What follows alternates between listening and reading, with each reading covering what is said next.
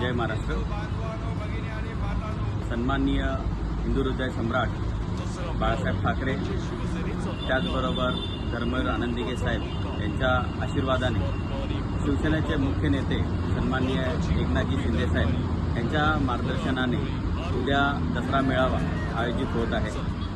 शिंदे साहेबांच्या कालच्या आदेशाने मला असं वाटतं की लोक त्याचं पालन करतील।